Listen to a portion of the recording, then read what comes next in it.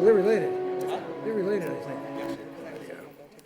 So they're not going to do that. They're going to change it.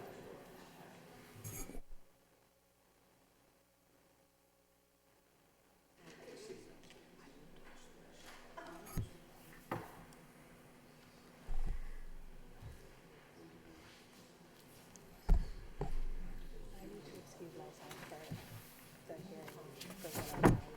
I need to recuse myself for the hearing for Venati. Yeah.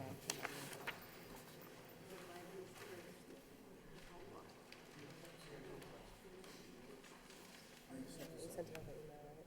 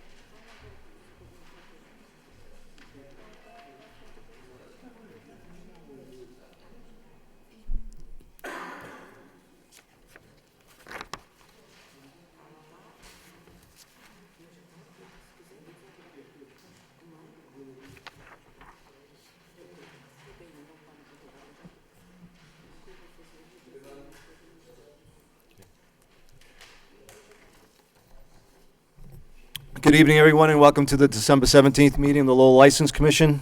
Secretary Nguyen, was the meeting posted? Yes. Number one on the agenda, please. I have it scheduled on the meeting agenda for the minutes for the meeting of December 3rd, 2015. Something has been brought to my attention this evening.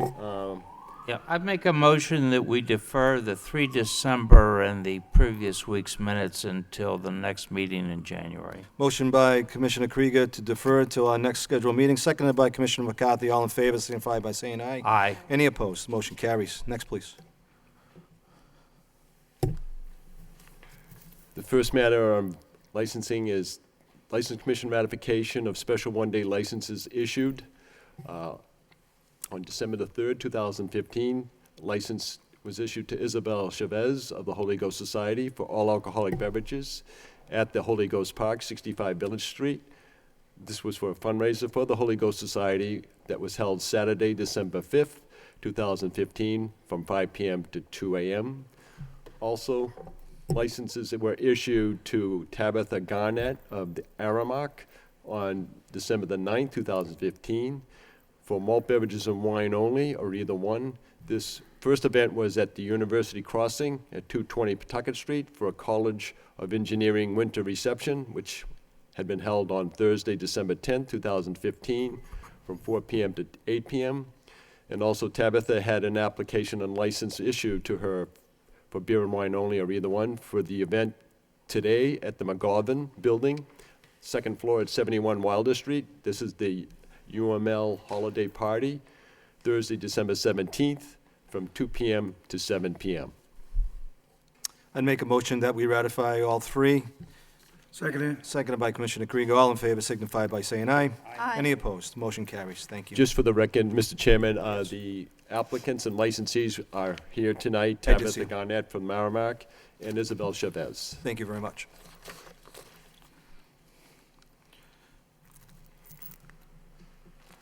You're all set for now. Next on the agenda, please. Yes.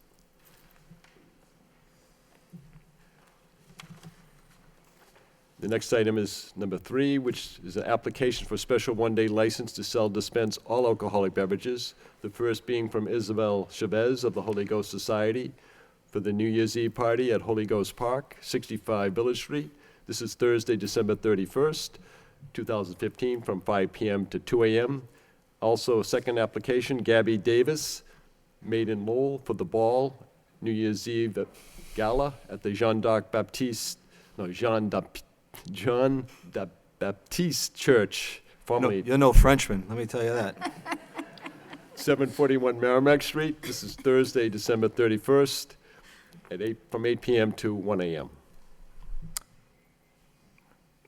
Ms. Chavez? State your name for the record, please. Isabel Chavez? Good evening, Ms. Chavez. Just move over so the other applicant, hold on. Oh. Thank you. Gabby Davis with Maiden Law. Thank you, Gabby. Attorney Rossetti, we have any comments on any of these licenses? Yes, just briefly, it's my understanding that the applicant has been briefed on some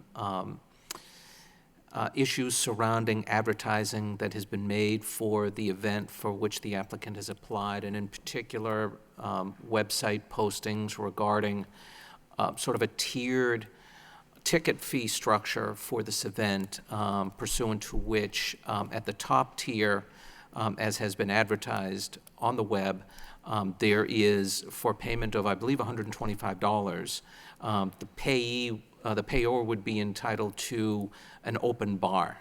And it's been explained to the applicant, as I understand it today, that that kind of offering cannot go forward. To the extent the applicant wishes to make it solely a cash bar, then that would be different. But what the event has been advertised as would conflict with regulations regarding providing free drinks to patrons. Ms. Davis, has the website been changed? Yes, we have cleared that. All right, have we refunded are we in the process of refunding those tickets for the $125? Yes, an email will go out tomorrow morning and we will refund the partial amount. All right. Mr. Captain Chairman, Webb, I'm sorry. Captain Webb, you have any other concerns about this license? No, that was the only one that I saw. Thank you, sir. Attorney Rossetti? Thank you, Mr. Chairman. I would also add that it has been discussed with the nonprofit, the nature of the site where the event is to take place, and in particular, the fact that it has a temporary occupancy permit. It's my understanding that it's been communicated to the applicant that what would be acceptable to the city, there is an issue surrounding heat at the site.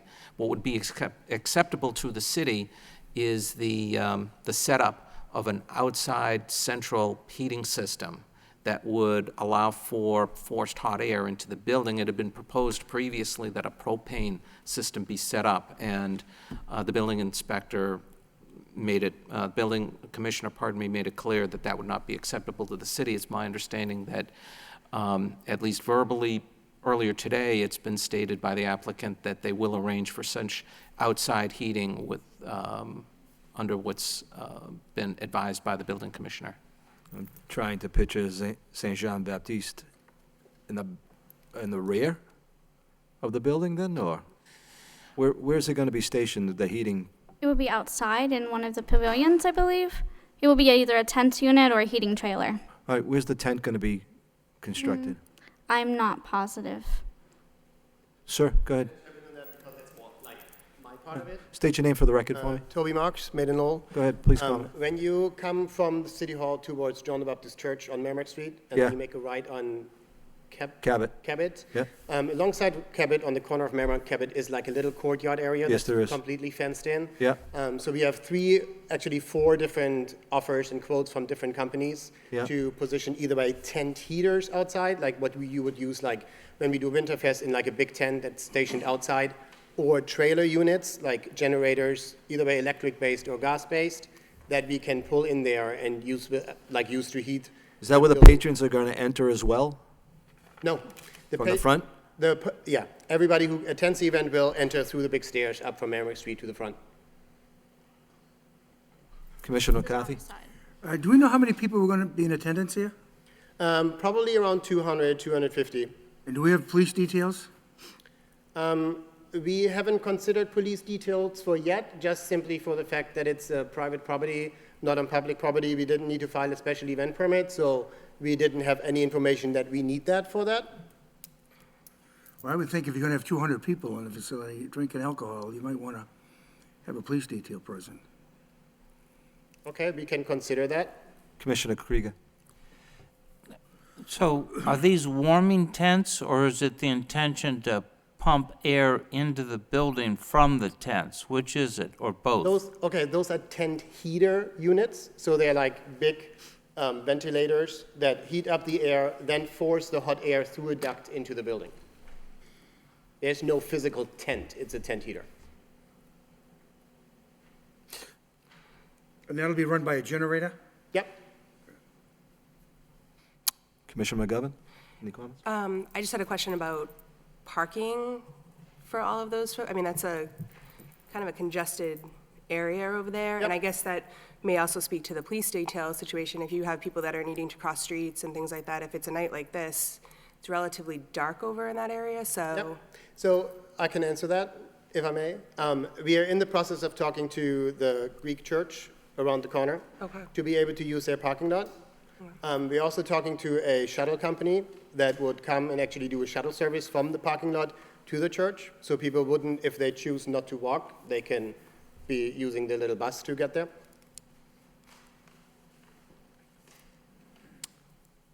Commissioner Hogan, any comments? Explain to me the shuttle. Where's the shuttle going to take people from? Transfiguration. So Yeah, the from Greek the- Orthodox Church, Right. right down the street, Yep. we are talking to them about using their parking lot.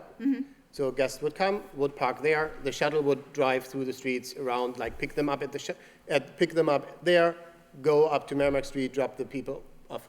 And is there a pretty good chance that that's going to work out with the Greek church? There what? Is there a pretty good chance that it's going to work out with the Greek church? Because I know you said you're just I in believe there's a conversations. pretty good chance that that will work out. I'm not the one personally handling that. Okay. And some of these logistic things we are like wrapping up now in the next week. Sure. And for do the event. you have any kind of a backup plan if that falls through?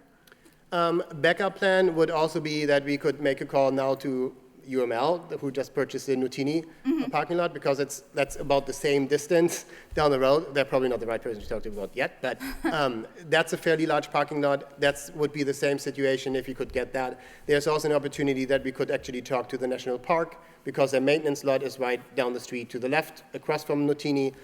So I think those are all our plans that we could do that. Okay. I think I would echo the concerns of Commissioner McCarthy. There's 2 days of the year that I call amateur night, and that's St. Patrick's and New Year's Eve. And your license you're asking for is to 1 o'clock in the morning. And as Commissioner McGovern stated, at times that's a pretty difficult area of the city to manage. I would make a motion to grant your license, that there be a police detail, though, with that. Yeah, and we always budget those amounts anyways, in like our budget, in case we need it. And I think if that's what you want us to do, we do that. It makes everybody feel safer that way. I agree. Any further comments from the commissioners? Mr. Chairman? Mr. Rossetti? I would also add, from council's perspective, that the commission consider also conditioning a grant on approval by the building commissioner of the heating system. When is that going to happen? I know Secretary Wynn was in touch with the commissioner today. I'm not sure if the commissioner gave you a specific timetable. Well, in my conversation with the building commissioner, Sean Shanahan, he was involved in another matter that was a more pressing need today, but nonetheless, he made it clear to me in our conversation that the system that's been discussed today about the outside heating and being pumped in was the plan that would be acceptable to the city. It's just the specifics as to the item itself, what heating system it will be, whether it be the tent. He still has to sign off, though, once it's Yeah, constructed, right? so it's not the end of it as far as building and city, fire department are concerned. Okay. In that regard. Commissioner Krieger? Had been my previous understanding that the license just is inherently conditioned upon the approval from the building commissioner. Is that not the case, Mr. Rossetti? Mr. Rossetti? Well, given the sort of the unique nature of what the site at issue and the fact that it has a temporary occupancy permit, it would be my recommendation that you specifically condition it on commissioner approval, given that most sites aren't subject to a temporary occupancy permit. All right. I would make a motion that we grant the license with the conditions of police detail, as well as with the Building Inspection Services Department's approval. Do I have a second? Second by Commissioner Krieger. All in favor signify by saying aye. Oh, I apologize, Commissioner Can we McCarthy. get the fire department involved too, to make sure that safety is taken care of there? Is that possible? Put that as a condition? The commission is allowed to place reasonable restrictions on the issuance of the license. And given that there are issues surrounding the heating and the fact that the applicant will be responsible for putting up an outside heating system subject to approval by the building commissioner, it's certainly well within the commission's purview to condition the grant of the license on a fire detail. Secretary Wynn, can we make sure if you can touch base with Mr. Shanahan, that he get in touch with the fire chief on this matter? Okay. Sure. In fact, tomorrow morning, I'll send a communication to Building Commissioner Shanahan and CC the fire chief on the conditions the commission has imposed upon assuming everything is approved, I should say. Those conditions good with you? Fine with Yes. All right, we had a motion by myself, seconded by Commissioner Krieger. All in favor signify by saying aye. Aye. Any opposed? Good luck with your event. Thank you. Be safe. Ms. Chavez, I know I was not here at the last meeting, but I remember there was some correspondence between Secretary Wynn and the commissioners concerning the receipt for alcohol beverages for your event. I'd like to still keep that in place for this event, Okay. and make sure there's a copy sent to Secretary Wynn, and whatever is not being consumed, that'll be returned or disposed of. Okay. You all set with that? Yeah. All right, any further comments from the commissioners? Move for approval by Commissioner Seconded. Krieger, seconded by Commissioner McCarthy. All in favor signify by saying aye. Aye. Any opposed? Motion carries. Good luck with your event. Happy New Year.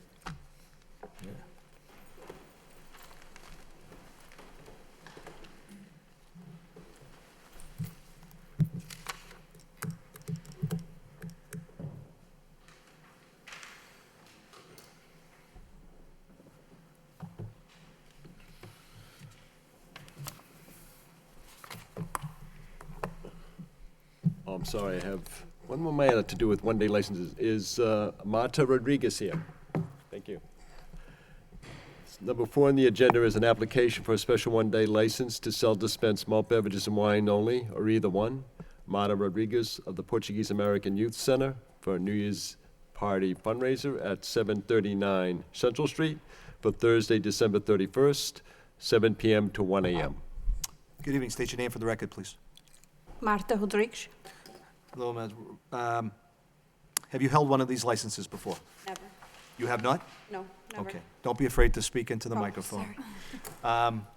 Have you spoken with Secretary Wynn about what your responsibilities are for that night? Yes, sir. All right, so you already know the police's phone number by heart, right? Yes. Have it on speed dial. You are in speed dial. Good answer. Commissioners? Move approval? Second. Moving approval by Commissioner McCarthy, seconded by Commissioner Hogan. All in favor signify by saying aye. Aye. Any opposed? Motion carries. Good luck with your event. Be safe. Thank you.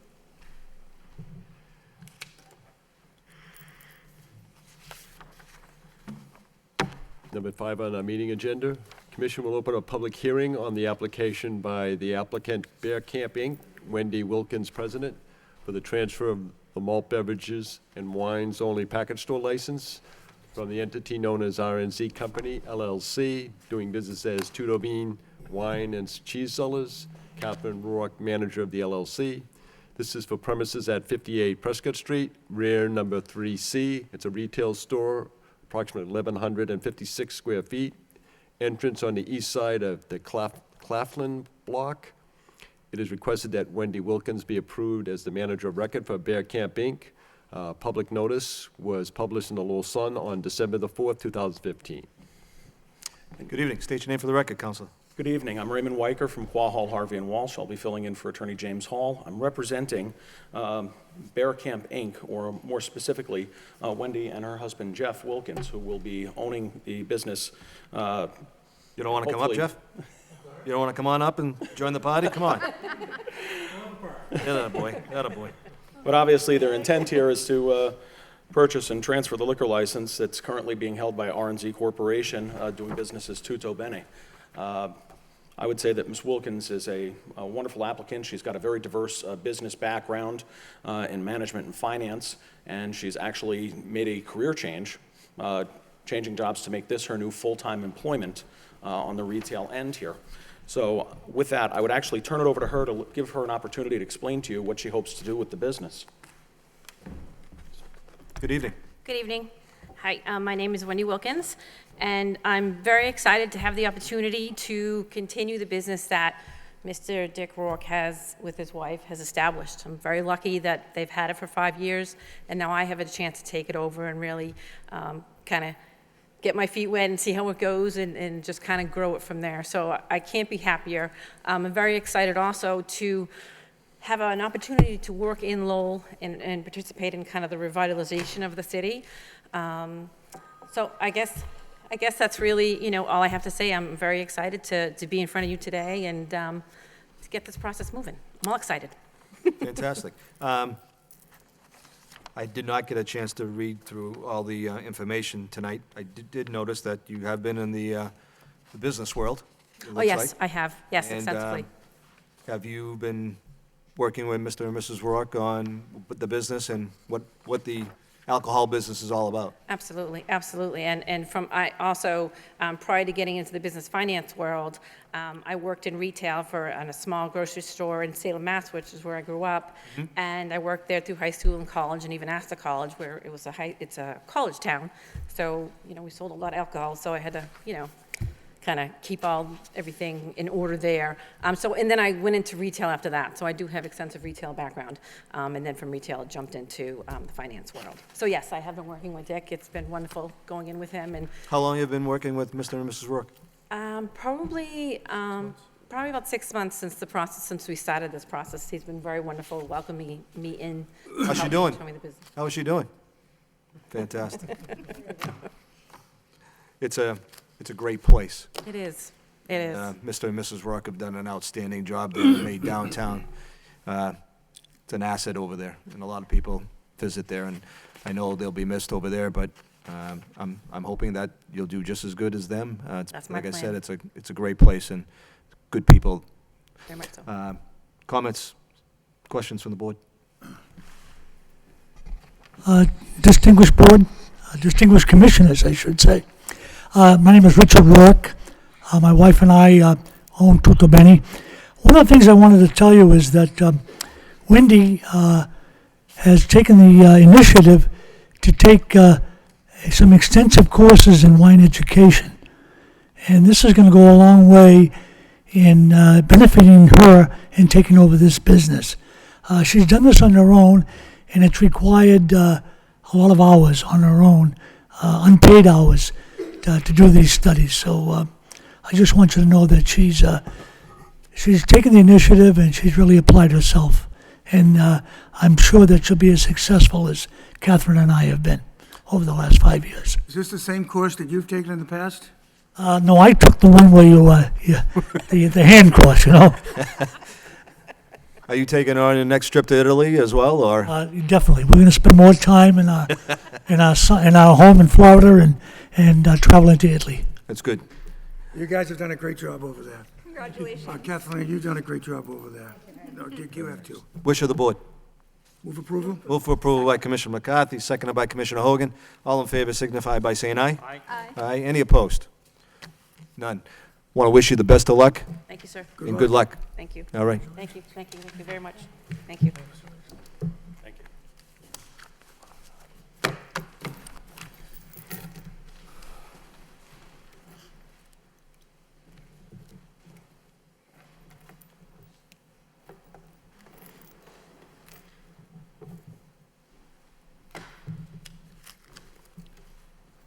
For the next item for the License Commission is the matter to do an application by the licensee, the Legal Dior Inc., doing business as Brunswick Zone, the all-alcoholic beverage restaurant licensee at 645 Pawtucket Boulevard.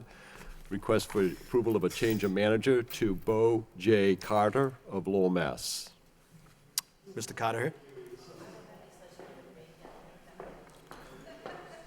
Could you state your name for the record, sir? Yes, Bo J. Carter. All right, Mr. Carter, we're looking for a change of manager, right? That is correct. Didn't we just do one? I thought we Didn't did. we do one for Brunswick just not so long ago? Maybe a year ago? I think the GM that was there before me has been there for about 8 years. She worked in several capacities. She's no longer We with our changed the company. corporation on that. There was a Yeah, it was there was a Bullmore. inter- AMF, yeah, right, change of really. ownership for the Legal Dior license name is still the same. Yep. But the parent company changed. Got it. That is correct. Tell us about yourself, Mr. Carter. Well, started out in banking. I graduated from Ohio State a long time ago. Buckeye fan. That All right, was you got one strike, go ahead. Yeah, I know, right? 96 was when I graduated. I've been in this business for the last 7 years. I pretty much travel.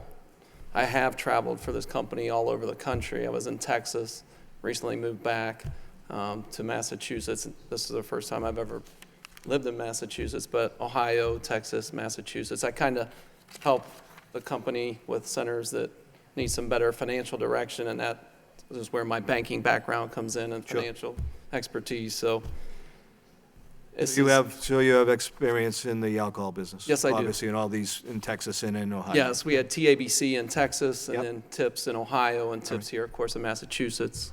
Any problems in any of those facilities? Haven't had any violations or anything like that at either center. Well, this is my 4th center, so Okay, knock on wood for this one. Hopefully, everything goes the same. all right. Comments, questions from the board? Move approval. Move for approval by Commissioner Hogan, seconded by Commissioner McGovern. All in favor signify by saying aye. Any opposed? The motion carries. Best of luck in New Brunswick. Thank you. Mr. Carter, Carter. just for your information, this application will be sent to the Alcohol Beverages Control Commission, which also needs to approve the Okay. change. Thank you. You're welcome. Appreciate your help. You're good.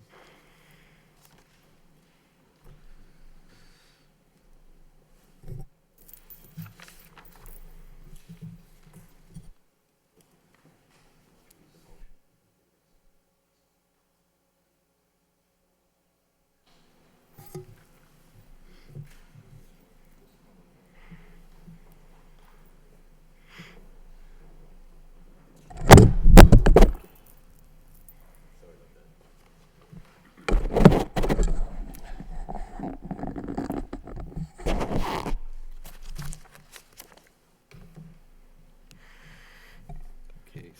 Commission will now continue with the next agenda item.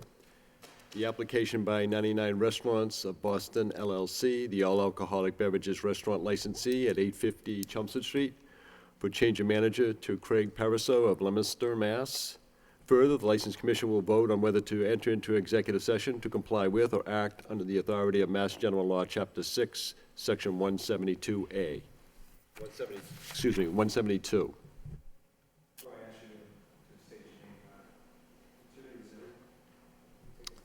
Thank you, Mr. Chairman. Yes, as Executive Secretary Wynn noted, the agenda item regarding whether to vote to go into executive session, this would be to comply with or act under the authority of Chapter 6, Section 172. It's my recommendation that the board so vote, and in order to do so, the first requirement is already met. You've convened an open session. You would need then to state the reason for going into executive session, which is as described in the agenda. The third step would be to state whether the public board will reconvene an open session after the conclusion of the executive session, which clearly the commission will do. And finally, the commission will need to take a roll call vote to go into executive session. Thank you, Attorney Rossetti. I would make a motion that we go into executive session at this time with the purpose of reconvening after such session. Second. Second, roll call, please.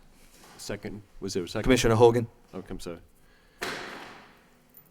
Chairman Dakota? Yes. Commissioner Krieger? Yes. Commissioner Hogan? Yes. Commissioner McCarthy? Yes. And Commissioner McGovern? Yes. There are 5 yeas to go into executive session. Would you state into the record that we went to executive session at 7:03, please? And the commission will return to go back into regular session after the executive session.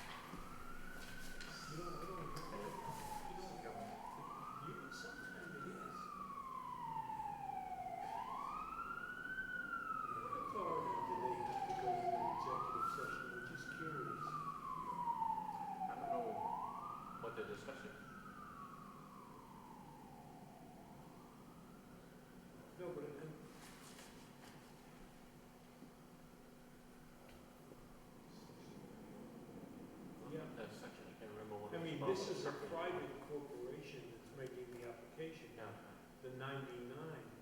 So, I mean, you know, if this were like a school department or something in dealing with a teacher, I understand that. But in terms of, it looks like they're appointing a new manager, so something must have happened at the club or at the restaurant. I've never seen this in a. Yeah, that's the question. I don't know whether it has anything to do with the restaurant operation or whether it has, I mean, he must have been replacing someone.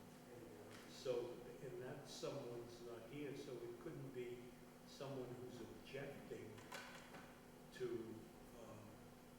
you know, the appointment of a new person. I just hadn't seen it. And I'm just curious about it for no other reason, just out of curiosity.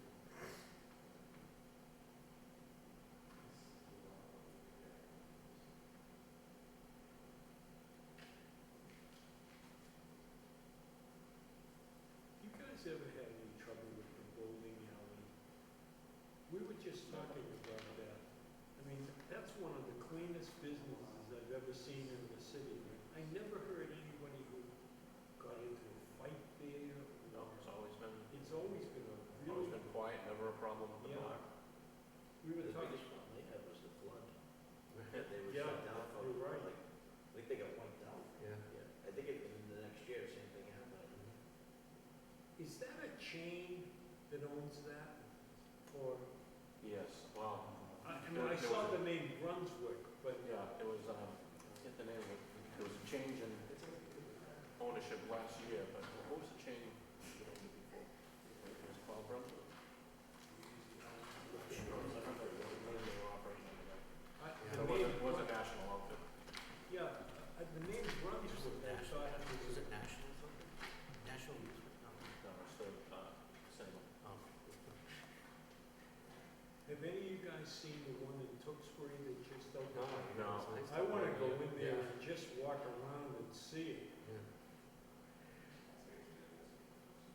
From the old Thomas Lane. Yeah. Yeah. Also the place up in Chelmsford. I remember that. It used to be the Alpine Day. Alpine Lanes? Alpine, yeah. Yeah, I remember that. Yeah, that's been gone 31 years. But Alpine was a small ball bowling alley. It wasn't. No, it was big. Was it a big one? I don't remember that. Yeah, but of course, everybody knows where the Alpine. Yeah. Now there's Collins and Barica.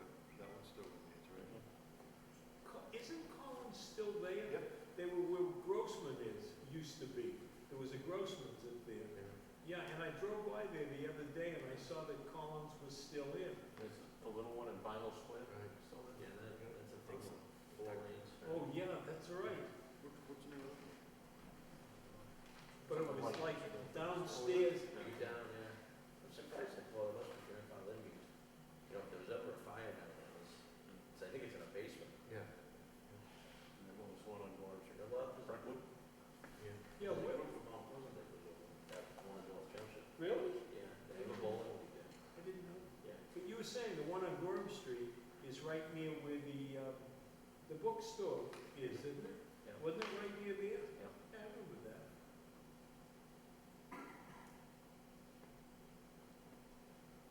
But I guess the one in Tewksbury has small balls, medium-sized balls, Yeah. and large ones. It's also good, like, if you have little kids, hit this button and they put the bumpers up. And if an adult wants a ball, the bumper, they go up and down like for a ball. You know, they get golf simulators in there. And Yeah, I everything. heard they had They golf got everything in there. He went over to Yeah, restaurants. Did he? My son goes there. Yeah. Interest. And so far, it's very safe, so I don't have a problem with it. Well,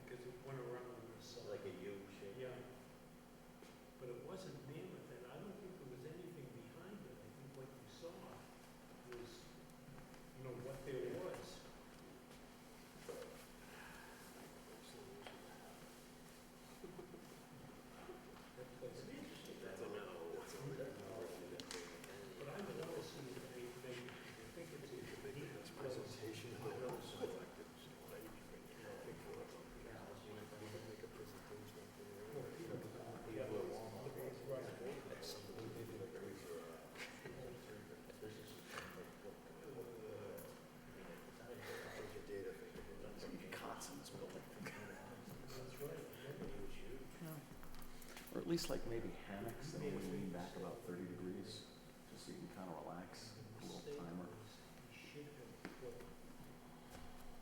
Sales. I remember walking the route, the late shift offices, they come in here, and there were always plenty of couches to sit down.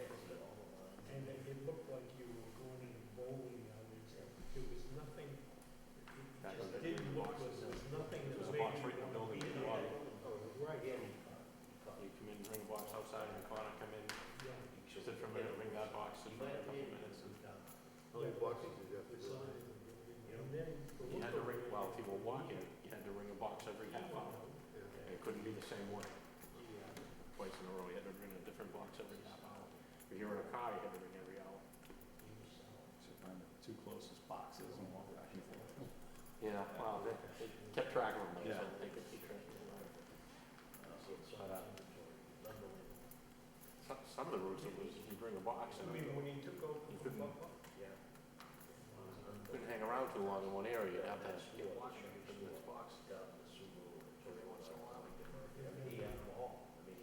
Some of the routes went far, like Route 13 went all the way to we know, I represented him. School of Broadway. I know he'd stay in touch with him. from Dublin, Fletcher, Broadway, Cheris. But he, A couple square routes. they were good friends. I think he started a branch in Yeah, Middlesex. we know him. They worked way all around, a couple square, and then all the way over to Markham Stevens at the last When they box. ran, That kind of defeat the purpose though. I mean, if you're spending all your time speed walking just to the next box. Yeah. Are you really paying attention to everything going on? They kind of did. They didn't really hold you to half an hour. If you do it every 45 minutes or every, if you were an hour between boxes once in a while, if they knew you were doing what you were supposed to do, they didn't. But if they didn't like you, every half an hour. Yeah, I was saying that kind of if they were system. watching somebody, the CO would be in the radio every 28 minutes waiting for you to hit the next box. That goes in. There was a little switchboard. There was this big old switchboard like a Willie Tomlin telephone switchboard. You have to pull the cables out and plug them in to talk to someone. Every box had a plug with a light and a number that was up. There were 70 boxes or whatever all over town. So when a box would ring, you'd have to plug in and answer the guy and talk to you on the phone. And you know, I can't remember Peter. they call it the log sheet. Mark each one in, what box he rang, the time he rang it. Could very well be. No, I think it was earlier, because 90 was when we did what? 26.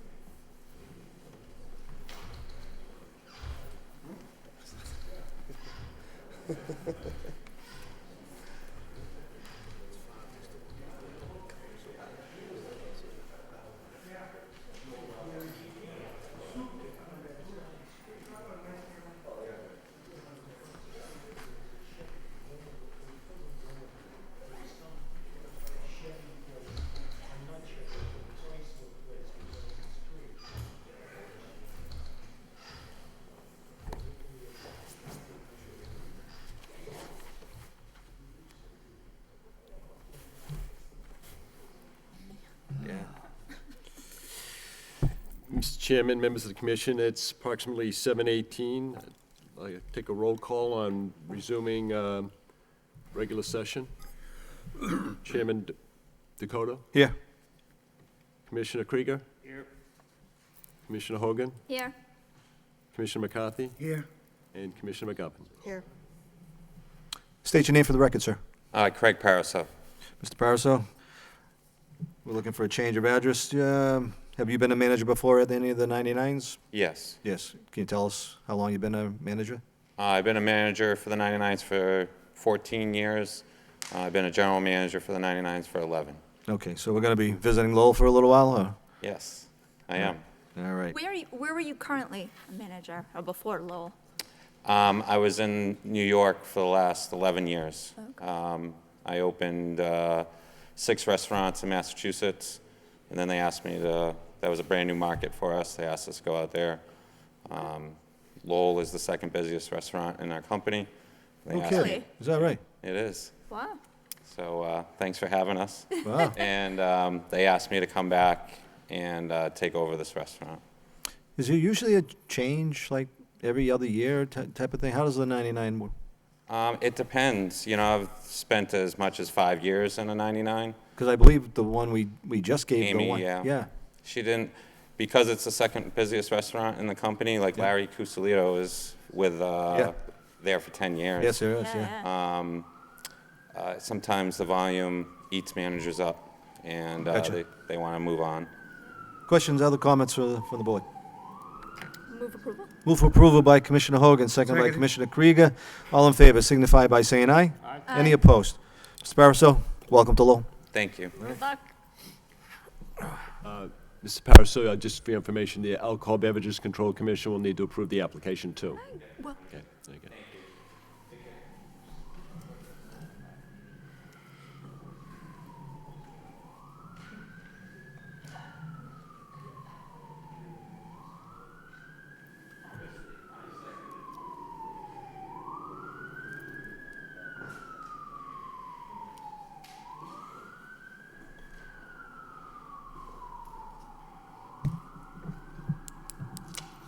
Commission now proceed with the next item on the agenda. It's an application by the Smith Kids LLC, Philip Smith, the manager of the LLC, for a secondhand motor vehicles license, Class 2, used car dealer, for premises at 1582 Middlesex Street, encompassing an open lot approximately 7,400 square feet and a 2-story commercial office building. Gentlemen, good evening. State your name for the record. Good evening. My name's Philip Nyman. I'm an attorney, and I'm representing the applicant and to the Smith Kids LLC, and to my left is Philip Smith, the manager. We filed the application. We're proceeding. It's rented property. We have an option to buy the property. It was a car rental agency for a number of years. Then they closed it, and Mr. Smith is leasing it with an option to buy it. A question came up before the meeting as to how many cars are going to be there, and I believe I spoke to Ryan Wynn, and we presented a plan that may be part of the record indicating where the number of cars were. And the number of cars were laid out on the plan, and that plan was presented to the Board of Appeals when they granted the special permit. And after that, they asked us to relocate part of the lot, and that was done, and that put more cars closer to the restaurant on the right. So I hope that that answers the question with respect to the issue on the automobiles. There was supposed to be there will be no parking on Middlesex Street, and at some point, there's going to be vegetation, and my client has employed a gardening expert, and when the weather cleans up, he's going back into the building department to do the best he can with respect to planting some trees and shrubs and making it an attractive used car lot. My client has an extensive background with respect to being in the used car business. He's had licenses from this board before. Fortunately, he's never had any problems. He's married, has 2 children, both of whom are better golfers than he is. And Good to know, Counselor. That's good to know. and respectfully, we would ask the board to grant the license. Is there free lessons for Commissioner McCarthy as well, or? Mr. Nyman, are you an expert in automobiles? Yes, I am, sir. I know how to use the credit card and charge the gas. Other than that, nothing, sir. Very good. I know that Mr. Smith has run a few other businesses and lots, and his reputation precedes him. He's done a very good job. No other past problems. And just so we're all clear, the front of the building, there will be no cars, None. right, by looking at this plan. So that's pretty key to me. Other than that, I did go by Right, and there'll be no the area parking today. in the front of the building either on Fine. Middlesex Street. Okay. Other questions, comments from the board? Move approval? Move for approval by Commissioner Hogan, seconded by Commissioner Krieger. All in favor signify by saying aye. Aye. Any opposed? Mr. Smith, good luck. Thank you. You bet. Good luck, Sri. Thank you very much. Everybody have a very happy holiday. Thank you. Council Nyman.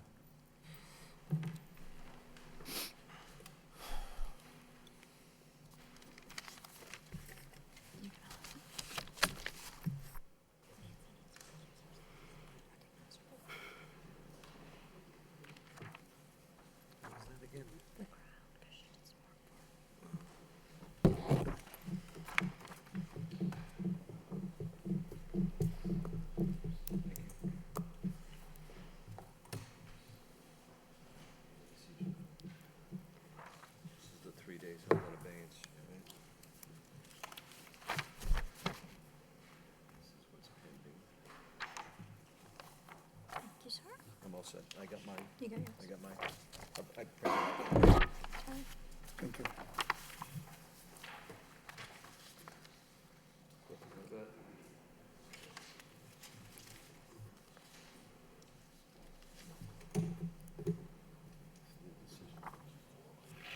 I Okay. just gave it to him. Here you go. Yeah, I'll pass that on. I gotta go. You got one, okay. Well, all set, Ryan. Thank you, buddy. Yeah.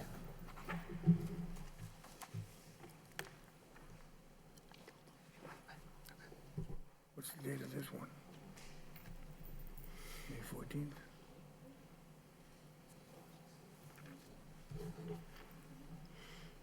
This one from before.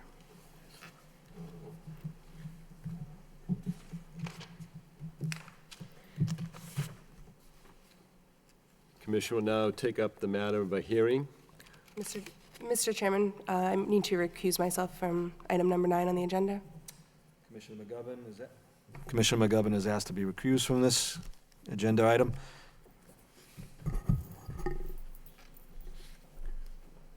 Which is step with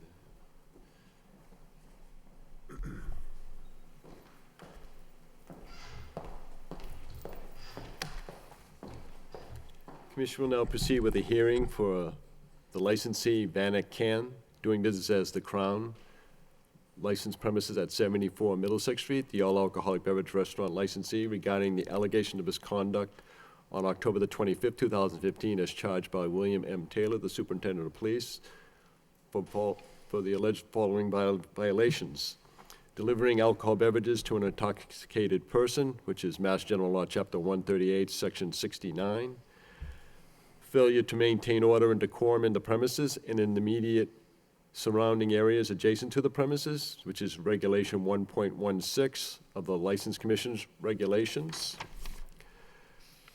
Number 3, failure to notify the Lowell License Commission and Lowell Police Department of a police response to the licensed premises within 48 hours of the alleged violation, which is Regulation 1.16 of the regulations of the Lowell License Commission. And last is the Alcohol Beverage Control Commission Regulation 204 CMR 2.05, Paragraph 2. No licensee for the sale of alcohol beverages shall permit any disorder, disturbance, or illegality of any kind to take place in or on the licensed premises. The licensee shall be responsible therefore, whether present or not. Thank you, Secretary Wynn. Gentlemen, state your name for the record. Good evening. My name is Raymond Weicker from Qua Hall, Harvey and Walsh, again filling in for Attorney Hall.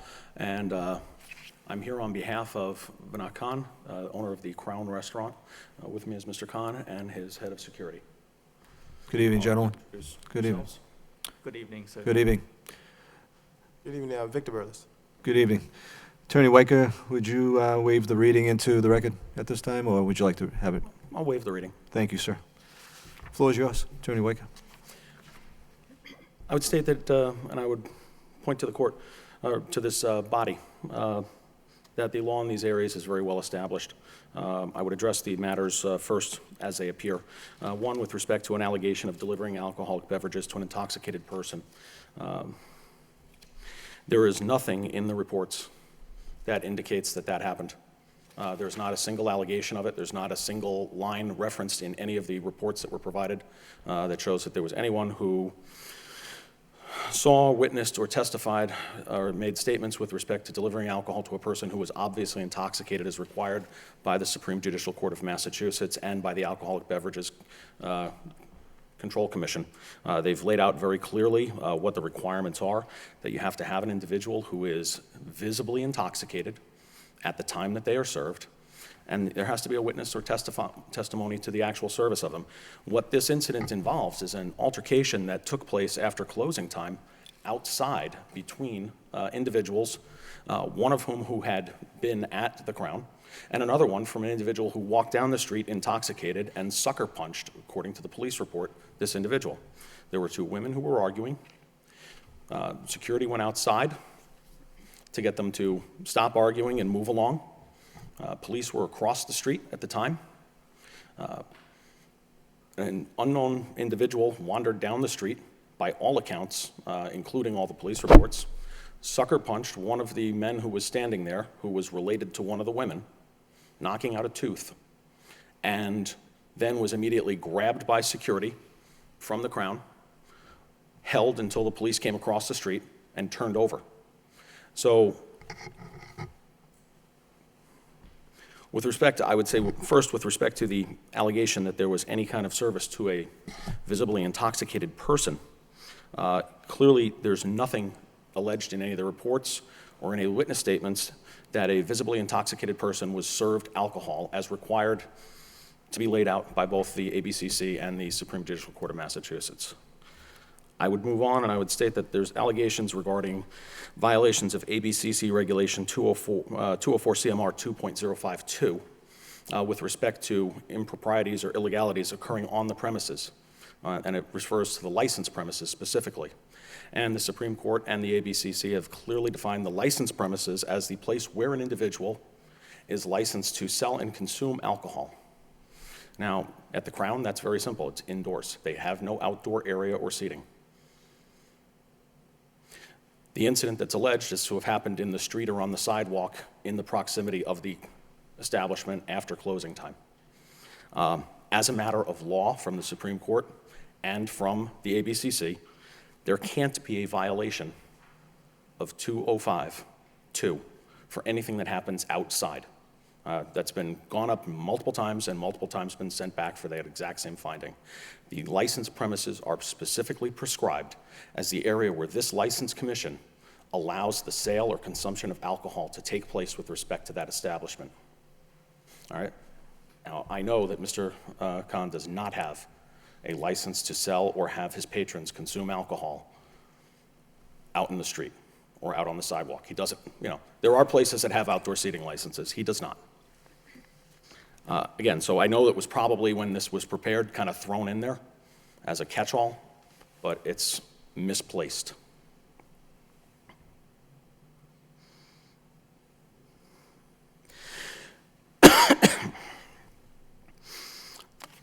The final allegations apply with respect to regulations 1.16. And again, 1.16 has two components to it that are alleged in here. One is with respect to ensuring that no disorder, indecency, prostitution, lewdness, illegal gambling, misconduct, or disturbance is permitted on the licensed premises. Well, clearly we know that this didn't happen because nothing is alleged to have happened on the licensed premises.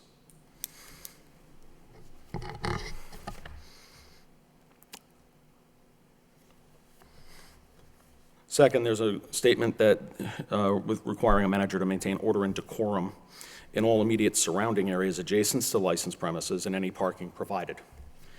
And this is an instance, again, where there's not parking provided. There is an area that is exterior to the building. It is not adjacent or part of the premises. However, there is also case law that lays out what the obligations are for maintaining order. It is whether or not the individuals made effort to maintain order or sought to protect the safety of their own individuals. The court and the Supreme Court and the ABCC both have been extremely clear that a brief altercation that occurs cannot be the basis for a violation of failure to maintain order of decorum. A brief altercation that occurs, unless it is preceded by instances on the licensed premises, cannot, as a matter of law, be the basis for a violation. So again, to say that there's somehow some lacking, and I would let you talk to the witnesses with respect to what occurred that evening. The head of security is here. He'll explain to you, and I will briefly proffer that his testimony will essentially summarize that women were outside having an argument. Mr. Khan would testify that when he was outside to sweep up any cigarette butts, that's when they noticed the altercation. Security was sent out to tell them to move along, break it up. You know, there's two women yelling at each other, and a guy comes down the street and slugs another guy who's there. This is an unknown individual, not a member of the establishment, not a member or patron of the bar, not an employee. This is somebody else who wanders down the street into a crowd and sucker punches, and that's quoting from the police report. Sucker punches a man standing there trying to break up an argument. And this individual is immediately grabbed by the security team and held for the police. Now, I'm sure you'll hear testimony from the officers, and they will probably be 100% accurate. When you hear that there is some kind of a fight or an altercation, you will hear that people get excited. You will hear that the family members of the victim were agitated and loud. You will hear that they had the odor of alcohol on their breath or were intoxicated, and that's fine. They're allowed to be.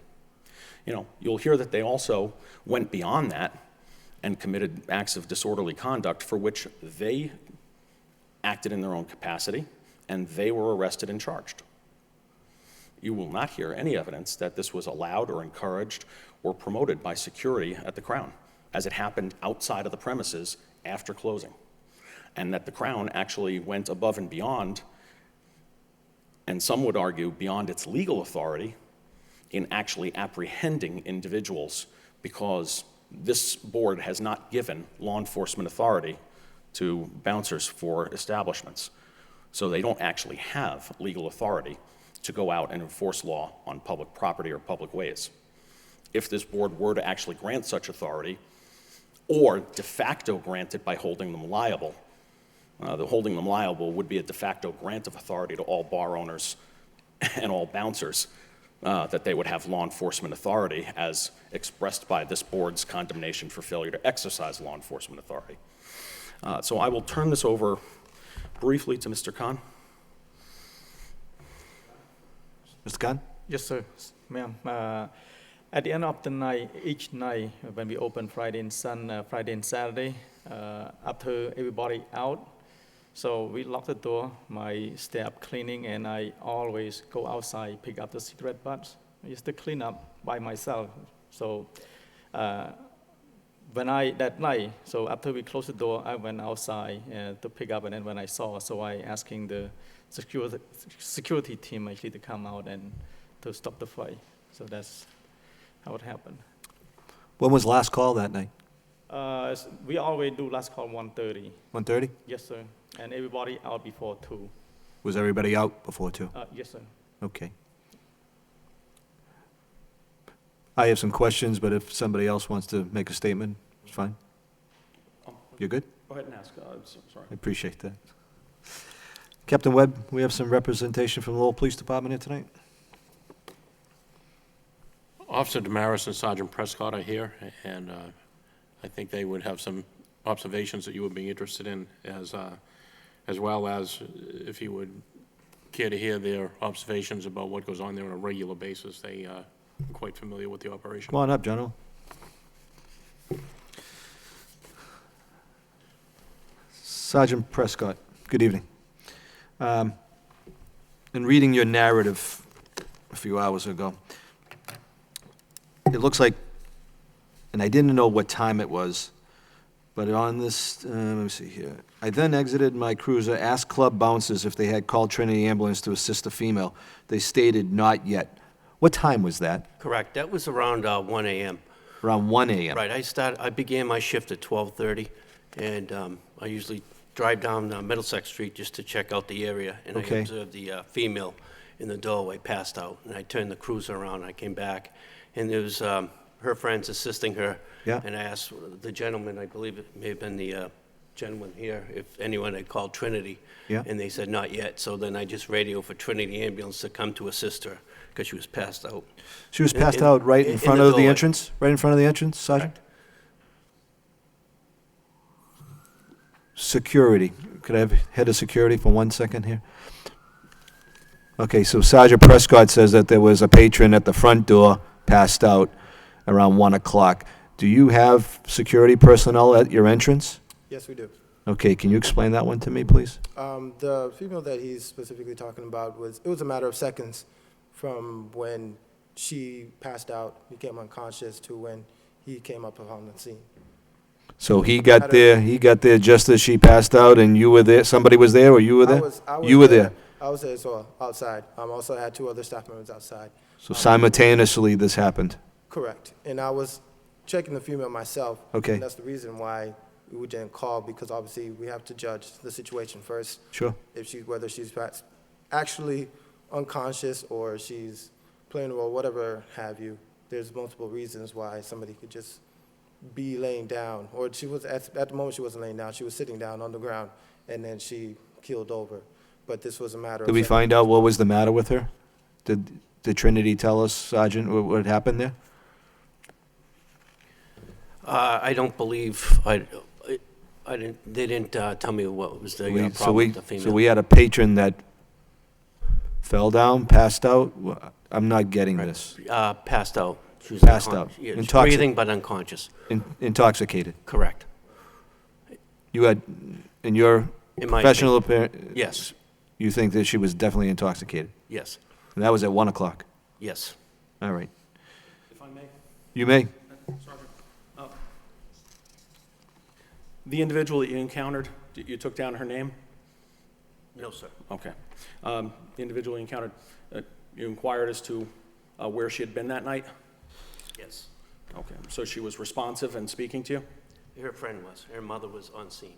Her mother was present? Correct. And Okay. 3 or 4 of her friends. I think it may have been her birthday party for her. Her birthday party? Yes. They were celebrating her birthday. And where had they been? In the Crown. And that is according to who? Mom and friends. And what is mom's name? I don't know. And what are the friends' names? I do not have that information. And what's the woman's name? I don't have that information. Okay.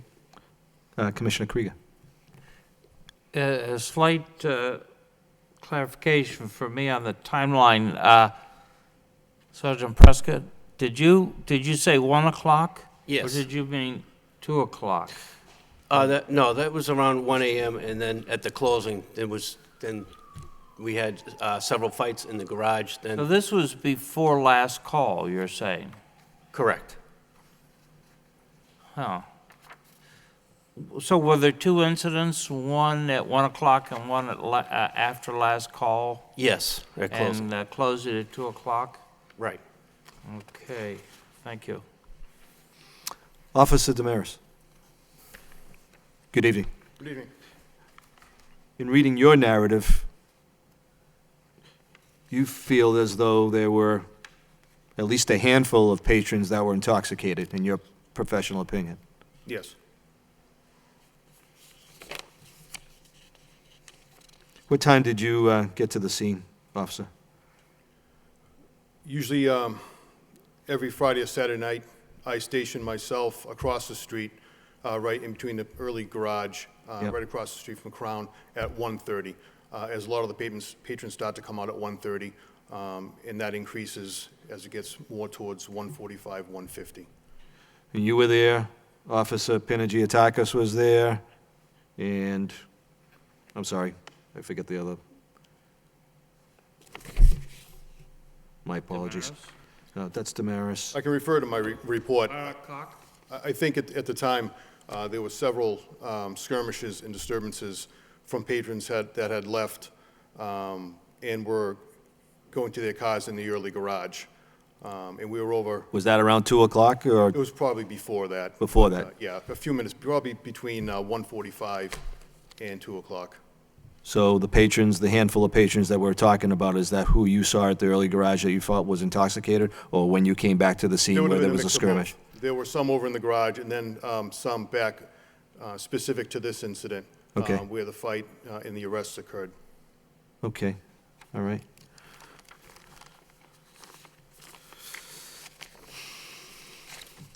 How many patrons at Crown that night?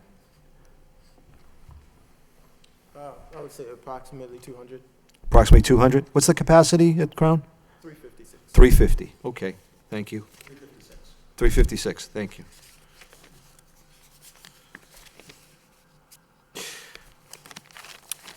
Commissioner Krieger? Yeah, I'm still a little lost about the timeline because none of the police reports here start before, best I can tell, start before 2 o'clock. And that was Daniel Laracue? Rock. Lara Rock. I apologize to Daniel and all the French speakers here.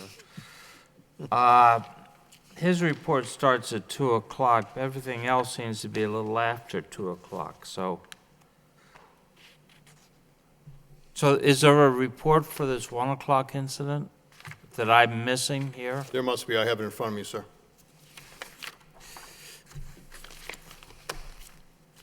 Can we Commissioner share McCarthy? that with the Well, I think, commission? on Sergeant Prescott's narrative here, incident report, the first paragraph is the 1 o'clock incident. Later on that evening, is his second paragraph states that's what happened. That's what I was reading earlier. That's why I had asked Sergeant about, at what time that had happened. So it's just not noted at time, that's all.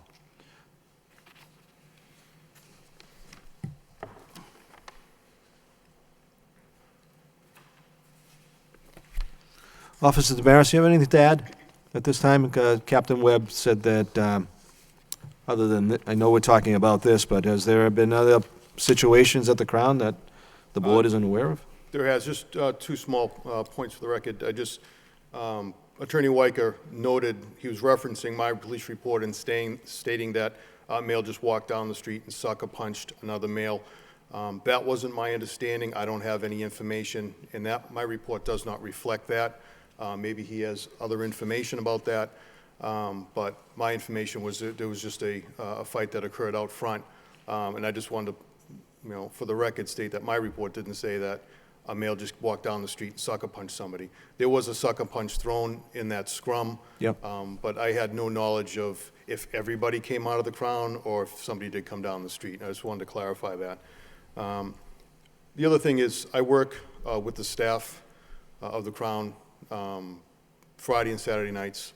Probably one of the better staffs that I've worked with in getting everybody out. My only concern is the level of intoxication on a small amount of people that have come out. One, which obviously concerned myself and Sergeant Prescott, was a female that we referenced at 1 o'clock. We had information from people that we were speaking to on scene trying to determine what was the cause of her medical issue. And then we gathered that information to learn that she had ingested 6 to 8 shots during the night, possibly 2 to 3 being at the Crown. That was the only information that we had, other than she did have some other medical issues that may have exacerbated that with the alcohol. But ongoing with the incidents that occur every Friday and Saturday, more towards Saturday nights, it's fights that occur after everybody's exiting the Crown. But like I said, it will work well with the staff as best that we can, but it's appearing that the agitators that are leaving the Crown do have a higher level of intoxication that we have to deal with to deal with these issues. Beside head of security, how many security are on a Friday and Saturday night, would you say? Generally, we'll have 6. 6? And we have a team of 9 currently, and we'll staff at 9 depending on what we expect. Officer DeMaris said that usually there's a handful of patrons that do come out at closing time and kind of looking for a fight. Kind of agree with him or not? As far as looking, I know that most intoxicated, especially the males, when they are intoxicated and at the end of the night, they are looking for something to prove. So they do find the little things to use and to start a situation per se, but I Okay. couldn't say that they're out there just looking to fight All right. someone. Mr. Khan, all your bartenders tip certified? Yes, sir. And also, either my wife or I always stand at the bar just to make sure no one overserve. So we both always there. Do you have any, do you have a reply to Officer Damaris's assertion that this young lady had consumed 6 to 8 shots of alcohol? Not, Okay. yeah, not. Just for the record, the clarification was that 2 to 3 of them might have been at the Crown, that she had been drinking at other locations, was the testimony. But the last place she was at was the Crown. I can address that if you allow All right. security to come back up. All right, hold on one second. Sergeant Prescott, do you have anything else to add, other than Officer Damaris's account? No. All right. No. Thank you. Attorney Weicker, go right ahead. With respect to the individual outside, why was she not inside the premises? I can't specifically say why she wasn't inside. I just know that when I came outside, she was out there, she was standing. A few seconds later, she's on the ground, and a few seconds after that, the sergeant was there, so. Does the security bar the entry of anybody who appears to be intoxicated? Yes, we do. So anyone that we can presumably find intoxicated or really intoxicated is not allowed entry. And at the time, was she intoxicated visibly? Not that I can tell. But like I said, this was matters of seconds when things happened, so I wasn't around there long enough outside to make that judgment call. I just have a follow-up question for Officer Damaris. Case that we did. I know that you state, with respect and quibble, but I was looking at page 2 of your report. Okay. You had taken testimony from Mr. Oswaga? Pedro, yes. Okay. And he stated that Mr. Belknap walked up and struck Mr. Barrios in the mouth? Okay. Anything further, Attorney Weicker? And just, Mr. Barrios stated that he had been sucker punched, according to your report? Yes, it just doesn't say that he walked up from a long distance. He walked up from the area. That was the intent of the report.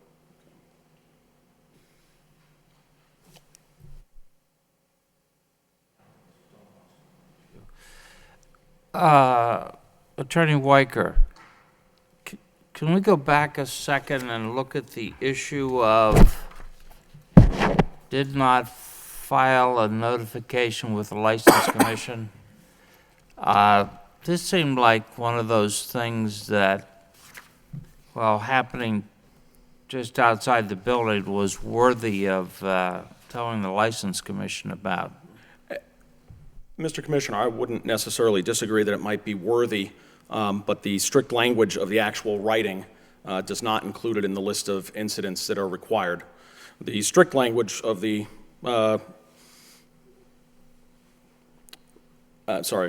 regulation as written, and this was adopted verbatim from the town of Maynard's regulations.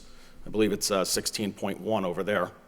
But having been adopted verbatim from the town of Maynard,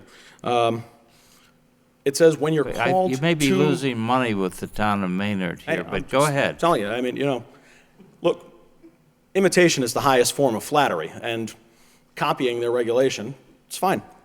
But I will tell you that it's very simple. It says not that you're to report whenever something happens outside of your premises.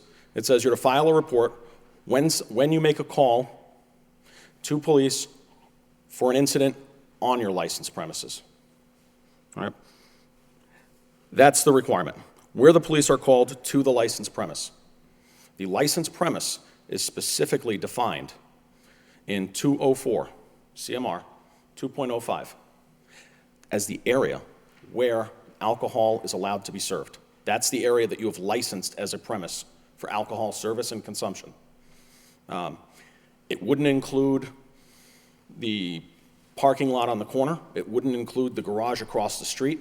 It wouldn't include a parking spot, you know, one car over. It includes the licensed premises, any place where you would, if the commission were to say, you can allow people to drink in any of these locations, then that would be part of the licensed premise. If the commission were to change its regulation and say, if it happens anywhere near or anytime any of your security people talk to police officers, let us know, that could be a different requirement. But you specifically chose the language, word for word from the town of Maynard, and they have consistently interpreted it the exact same way that I'm going through with you, that when it happens on the licensed premises, or when you call police to the licensed premises, you have to file a report. All right?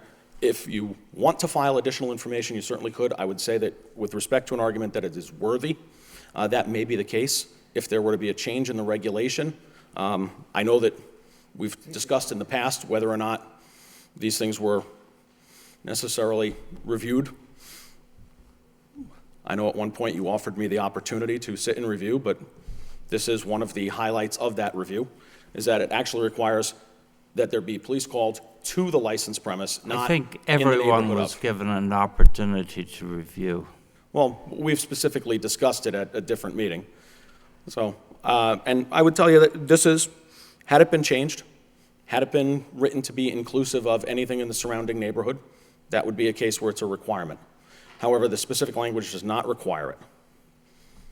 All right. Captain Webb, anything else to offer? Thank you, Mr. Chairman. I'd just like to point out that it's a common occurrence on Friday and Saturday nights that the police department has to station several officers outside of the Crown nightclub at closing time at 2 a.m. In order to both try to avoid trouble and to avoid a call to the police for any type of fight or whatever. Usually the officers are dealing with several fights in and around the parking garage, trying to disperse people in front of the nightclub. As these officers told you, they observed intoxicated people coming out of the nightclub that night. That's a common occurrence. Regarding the 4 people that were arrested this night, the intake forms at the police department when they were booked indicate that they were all intoxicated. So this is an ongoing problem with this establishment. And there was a homicide in the street a couple of years ago at closing time involving patrons that had left the Crown. I'm going to address that right now because that issue. Hold on. That needs to be specifically addressed because it was You'll have time, unfounded. Counselor, you'll have time, but please don't interrupt the captain. So it's the police department's hope just to point out that this is on the road to becoming a problem establishment, and hopefully we can avoid any further trouble of that nature here. Thank you, Captain. You may reply. I simply want the record to reflect very clearly that the incident that happened at the garage some year ago was not related to the Crown, that the police department in that instance took the video security, reviewed it, and found no ties to that incident. All right. So I don't want my client to be painted in a bad brush in any way, shape, or form. It's noted, Counselor. And if there was any allegation of any wrongdoing in there, police are welcome to review any security footage at any time. That's why it's there. Thank you. Commissioner McCarthy. Captain, did you say that the city assigns police officers outside that establishment on Friday and Saturday nights? Yes, several officers who are on the regular duty shift, on the late night shift, are assigned to monitor closing time. Does that happen with any other establishments? Yes, that is a common practice at various establishments where we're expecting trouble. Thanks a lot. Thank you. And just Commissioner is Hogan? it fair that those are the establishments that generally have the larger crowds as opposed to the smaller establishments? I mean, a place with seating for, say, 50 people doesn't necessarily warrant crowd control. I would agree with you, yes. Thank you. Commissioner Hogan. Attorney, does the Crown regularly have police details on the weekends? They have police details when they are available. They're not always available. But when they can get them, they do get them. It usually is for the very reason of, at closing time, having a police officer standing right at the door saying, everybody, you can't stay here. I don't care where you go, but you can't stay here. You know, that's the best thing that can Well, happen. familiar with that phrase. It's a wonderful phrase because it very literally helpful. gets everybody out the door very quickly.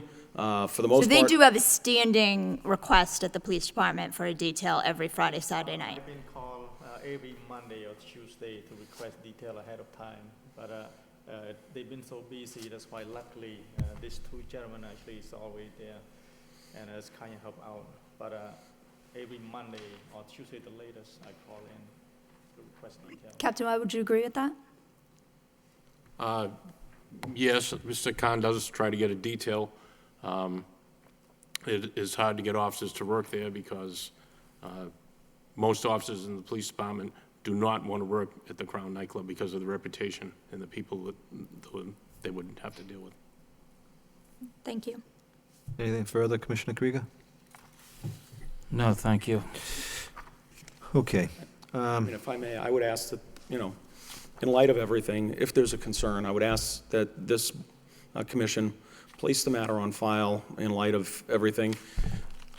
Crown Security went above and beyond what they're legally required to do as far as protecting patrons by going outside of the establishment. And they went above and beyond what their insurance company might necessarily be happy with when it comes to engaging in anything out on the street. As this commission is well aware, again, there's no law enforcement authority vested in them, and insurance covers what their actions are with respect to their job. Their job doesn't include acting outside of the premises. There are certain laws with respect to the use of force, which the city and this commission could change. But until that happens, they're going out on their own risk to assist in apprehending an individual. They're going out at their own risk to assist in dispersing a crowd. And they've been very good about that. Okay. Noted, thank you. I do take stock in the fact that Officer Damaris said that the police department works well with the security there, so, Mr. Khan, I think that bodes well for you. And, sir, for being head of security, for the Lowell Police Department, saying that, you're willing to work with them and, continue effort to try to maintain the peace. As a former bar owner myself, fights do happen. There are punks out there, there's no question about it, and they're gonna be out there, if you have 200 people and you have 3 or 4 guys that are looking for a fight, it's gonna happen no matter how good your security is, or if the police department is sitting right at the front door, it's gonna happen. I understand that. This board understands that. And I'm really not even concerned of what happened at 2 o'clock, to be quite frank. It happened, all right? And the police were there right across the street, so they handled it as best as they possibly could. The security handled it as best as they could.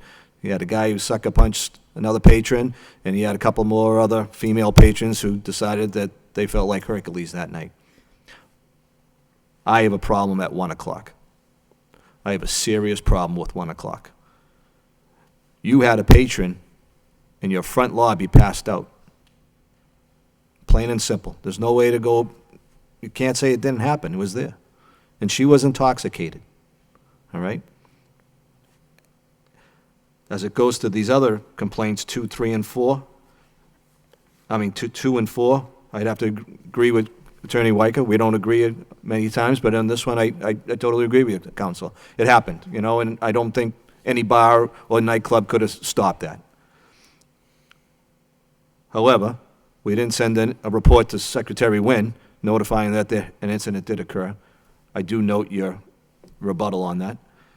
But number one, I have a problem with, and I believe you're guilty of that, delivering alcoholic beverages to an intoxicated person.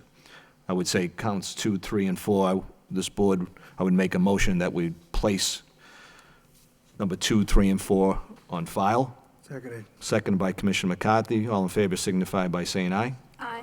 Any opposed? I would, however, make a motion for a 3-day suspension. All 3 of those days be held in abeyance. However, you have 3 days held in abeyance. 2 days of that will be served. Okay? What are your hours of operation? From 10 to 2 o'clock. From 10 to 2? You're only open 4 hours? No, we There are different things when there are daytime events. When they run a program with UTEC for youth at risk dancing, those are usually done Talking after about school regular hours, day nightclub hours, regular nightclub hours. Nightclub hours, generally, I know that when I need to meet with Mr. Khan there, he leaves his daytime job at approximately 6 o'clock. He'll eat dinner, and he'll arrive on the premises usually around 10 o'clock. What time do the actual patrons arrive?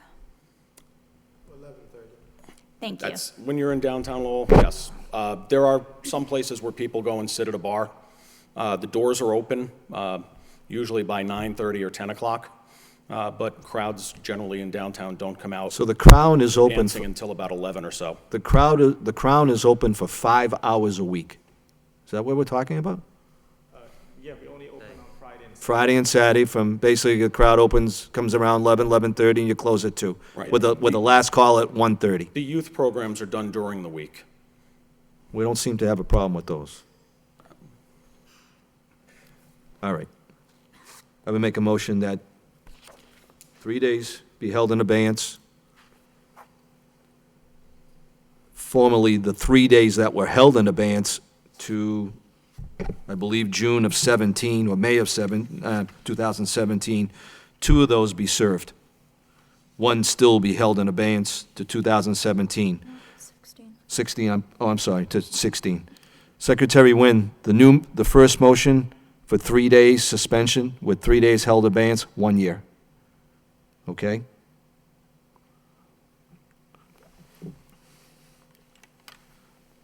We'll split the weekends, Councilor Wykas. Instead of both, we'll do it on 2 Fridays.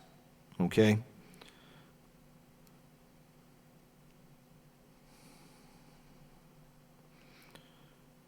Secretary Wynn, when will you be able to mail out the notification to Mr. Khan?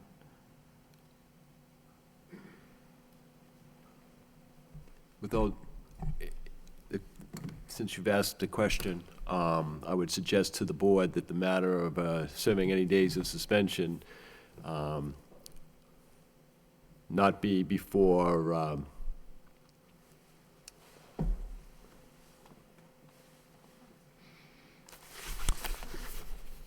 Are you good with January 8th and January 15th? Well,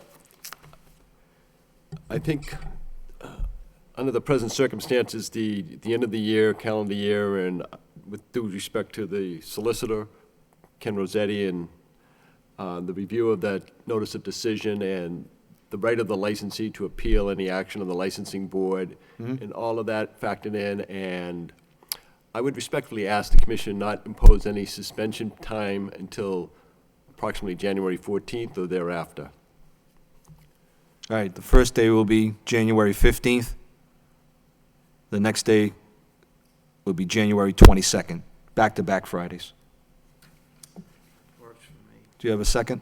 Second. Seconded by Commissioner Krieger. All in favor, signify by saying aye. Aye. Aye, motion passes. With due respect, Mr. Chairman, so I understand clearly that the board's action is solely based on the allegation or the finding that the, number one, where an intoxicated person had been served, Correct. and what is the other? Placed on file for number 2, 3, and 4. Okay, fair enough, thank you. Thank you. So now there's 4 days held in abeyance? So, to clarify, we have 1 day held in abeyance to May of 2016, and we have 3 days held in abeyance to December of 16. Thank you very much. Attorney Weicker, Mr. Khan, thank you very much. Sergeant Prescott, Officer Damaris, thank you very much. Thank you.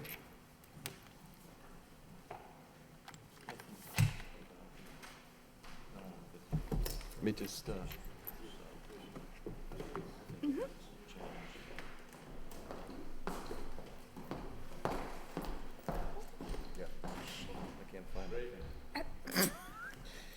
I think we forgot you.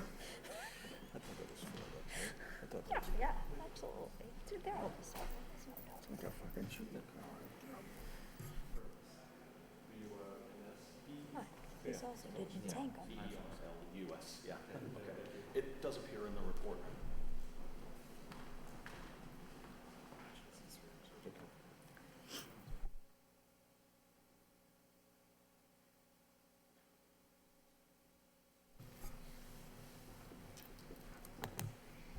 With respect to the following item on the meeting agenda, we have number 10, application by the corporation known as Akshar, I'm not sure I pronounced that correctly, Sales Corporation, doing business as Chuck's Variety.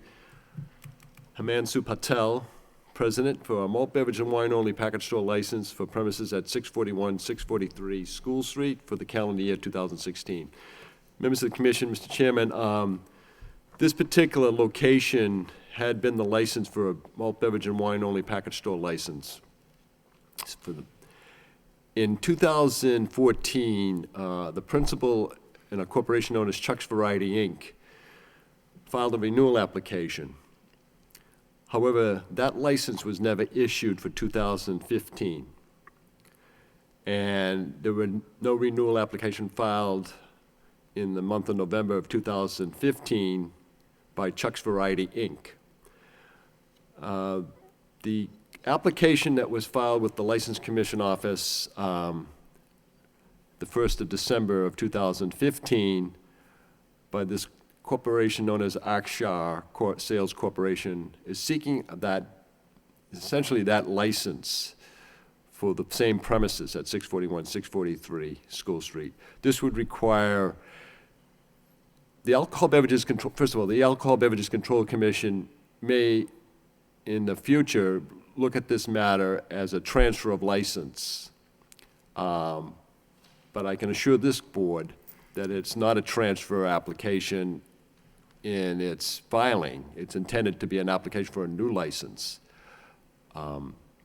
So if and when the License Commission should hold a public hearing on this particular application,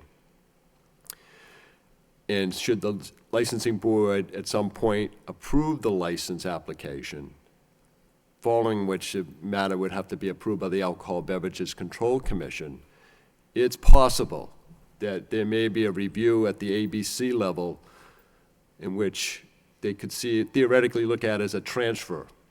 I would suggest to the board that there is legal counsel representing the applicant who may be in a better position to address that issue if and when that time arrives on a matter to do with the state. That's all predicated on the board's taking favorable action on a matter of this nature, of this application. Has that information been relayed to the proposed licensee?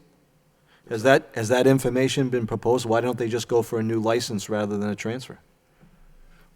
I've had an ongoing discussions with this particular applicant's attorney for the past year. It's been, it's my understanding the property itself was foreclosed upon. The principals involved, ownership of the property, corporate entity, were a husband and wife.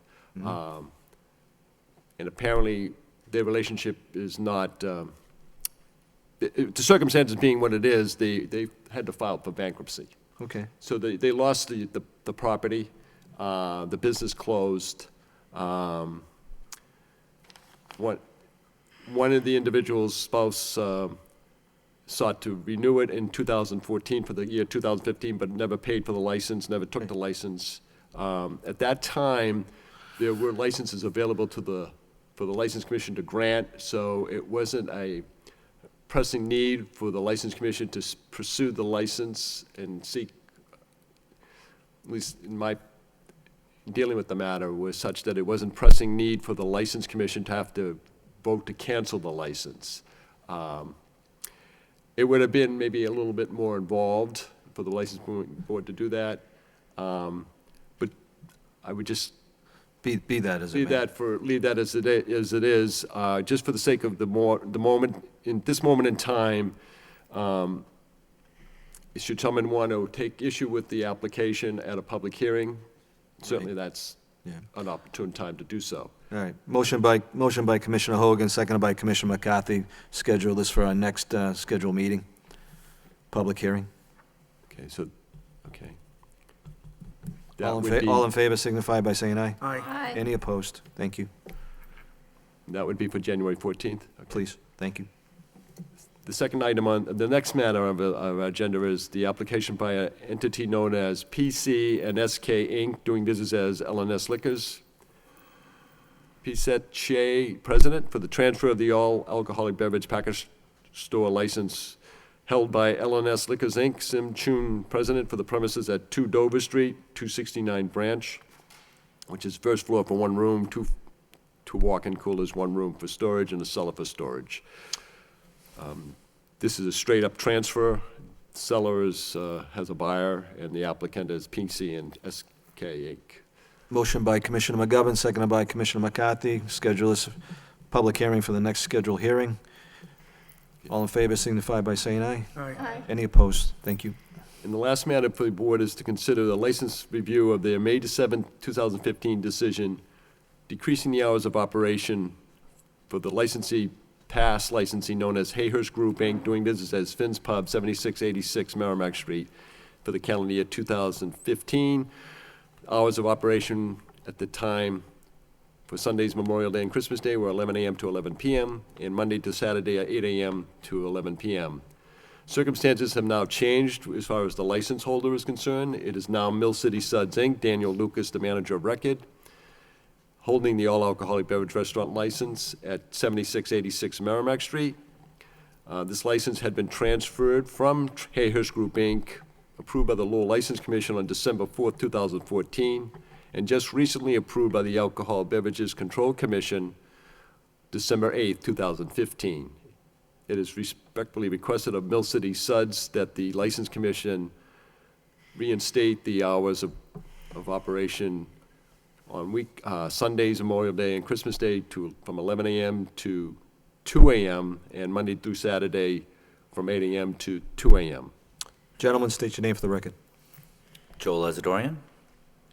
Daniel Lucas.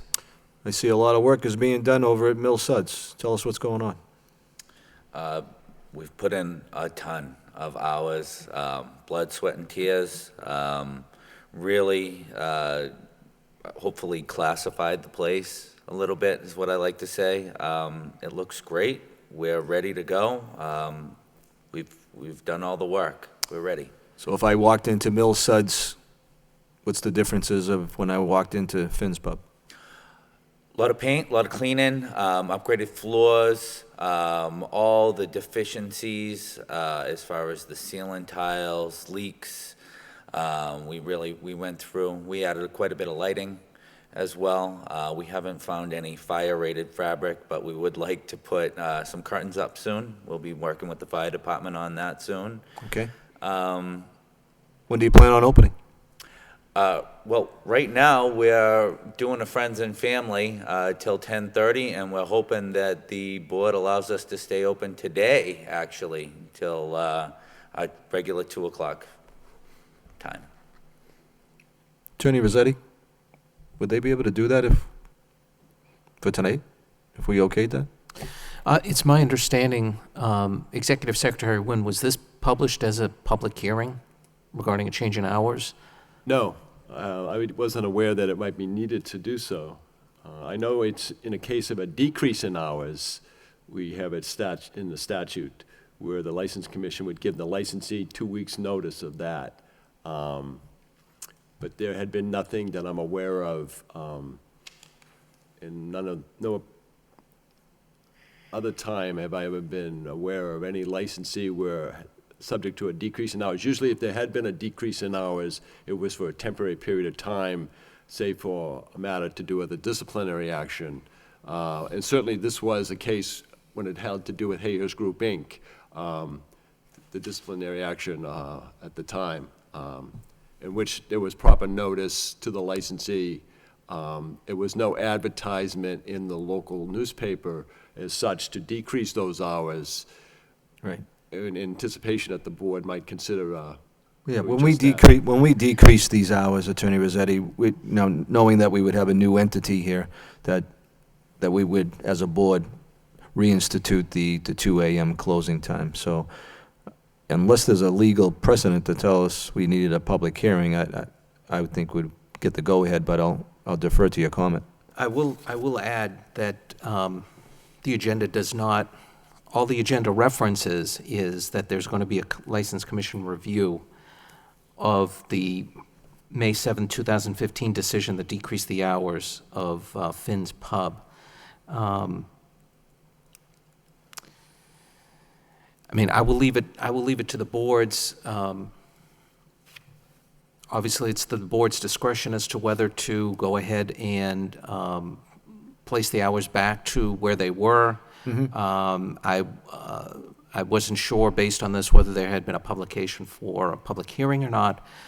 So with that said, and with deference to the board, I will turn the floor back to the board for its consideration. Could I just add one thing, just as a point, just in that vein, Ken, is that when the License Commission granted the transfer in December of 2014, it was a time when Hayhurst Finn's Pub was doing business till 2 AM.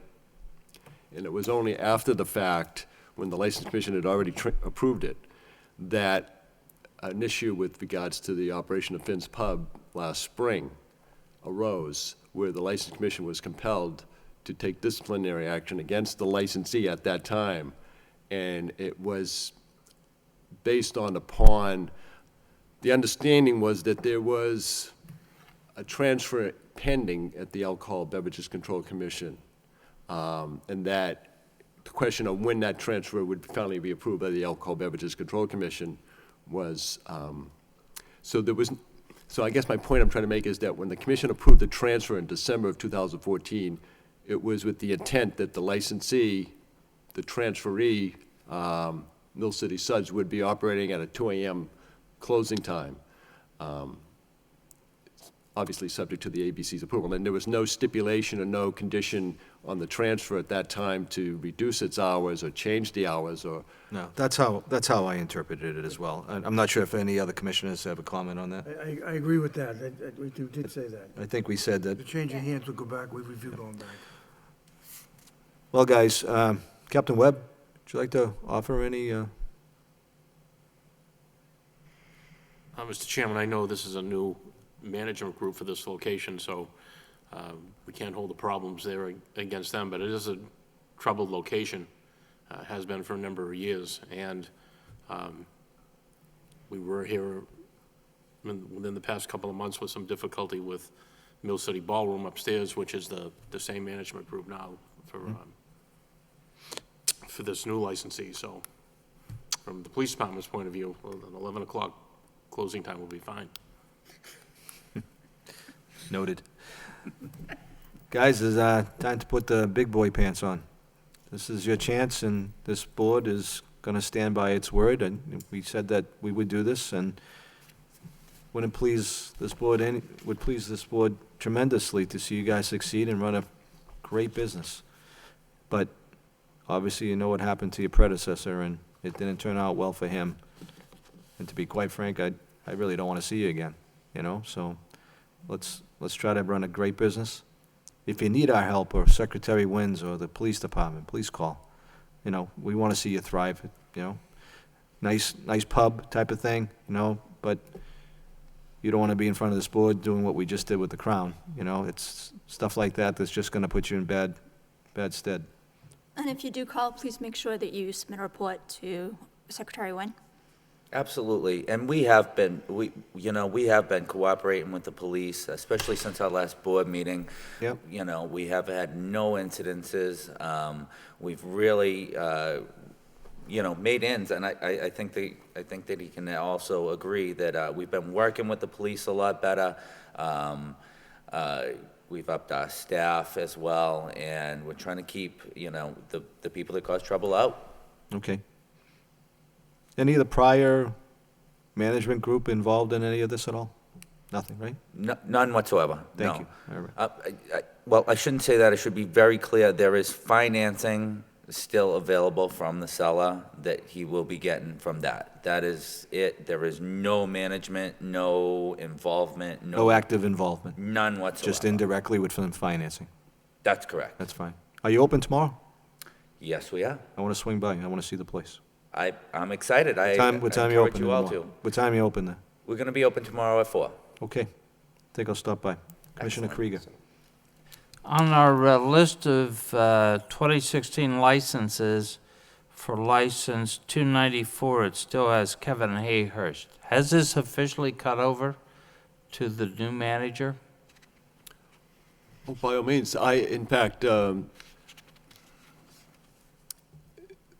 Mill City Suds, Inc. is now the licensee of record. Mill City Suds, Inc. has been issued a certificate of inspection by the building commissioner's office, signed off by the fire chief.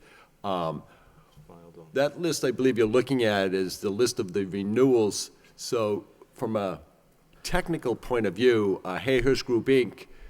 was bound to file the renewal application because it wasn't until December 8th that the ABC actually approved the transfer. So had Hayhurst Group not filed its renewal for those premises, for that license for those premises, by the way things are interpreted by the Alcohol Beverages Control Commission by state law, and in consideration of state law, mind you,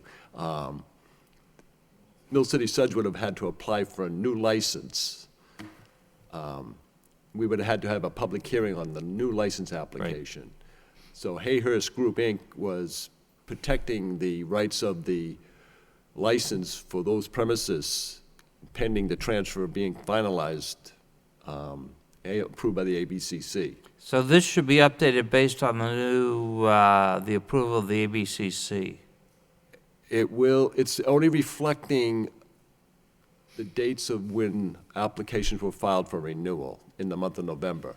And it will not be the final list of licensees for the calendar year 2015, nor for the license year to begin 2016. So Mill City Suds is now the licensee of record.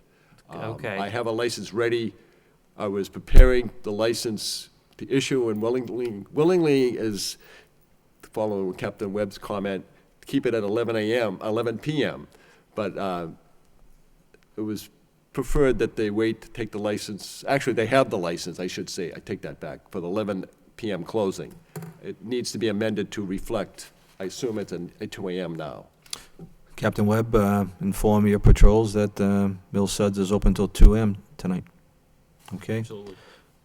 I'm not sure if you gentlemen know, but Commissioner Krieger is a big burger lover, so I hope you have a good burger over there for him. We do. All We're right. That will actually be, putting- for me, the real test, whether or not the burgers continue to be good. All right. You know, it's funny you said that. We are putting together the 2-pound burger challenge actually right now for down there. And on it. I don't know if anyone likes fried ice cream.